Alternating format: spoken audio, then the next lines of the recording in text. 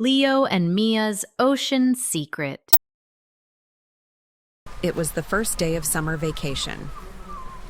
Leo and Mia were dropped off at their grandparents' cozy beach house in Sunset Bay. The house stood just a few steps from the ocean. It had white walls, blue shutters, and a wide porch that smelled of salt and lemons. Grandpa handed Leo a pair of binoculars. "Keep your eyes on the sea," he winked. Grandma gave Mia a basket of freshly baked cookies. "Share with the seagulls, but only the broken ones," she laughed. That evening, the children watched the sun melt into the sea. The sky was a painting of pinks and oranges. Everything felt magical. The next morning, while exploring the beach, Leo spotted something strange behind a row of rocks. A dark opening, just big enough for them to crawl through. "A sea cave," Leo exclaimed. Inside, the cave was cool and echoed with the sound of dripping water. Strange shells covered the walls. Shimmering pools reflected the ceiling like mirrors. "This place is amazing," Mia whispered. "But we should tell Grandma and Grandpa," she added. Leo shook his head. "Let's keep it a secret, just for us." They agreed, but only for now. Later that week, dark clouds rolled in from the horizon. Grandpa pointed toward the sky. "That's a nor'easter," he warned.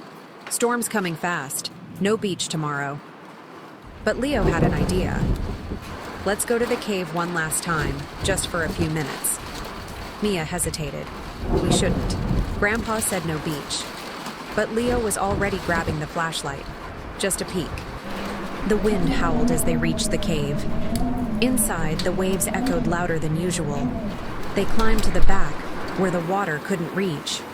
But then, a roar. A huge wave crashed outside the entrance.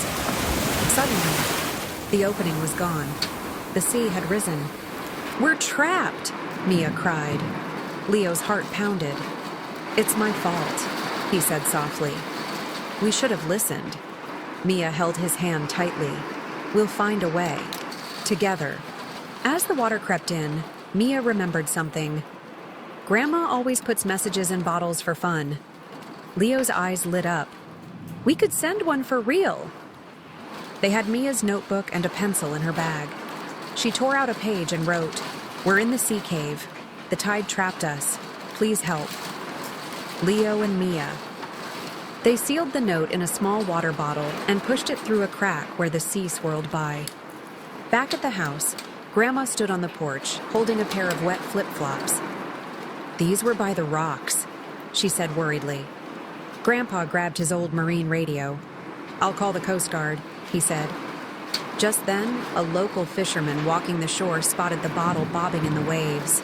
He read the note and rushed to the house. "They're in the cave!" he shouted. A rescue team came by boat, shining flashlights into the dark cave. "Leo! Mia!" a voice echoed. "We're here!" Mia yelled. The rescuers helped them out with ropes and life jackets. The sea was wild, but the children clung to the rescuers like baby sea turtles. Back on dry land, Grandma wrapped them in towels. Grandpa didn't say a word. He just hugged them both at once. That night, the storm passed. The stars returned to the sky, twinkling over the calm sea. Leo sat quietly on the porch with Grandpa. "I'm sorry," he said. "I didn't listen." Grandpa smiled gently. "Bravery is good, Leo, but listening is wiser. Storms don't wait for curiosity." Inside, Mia helped Grandma write a new bottle note. "Always tell someone where you're going, even for an adventure."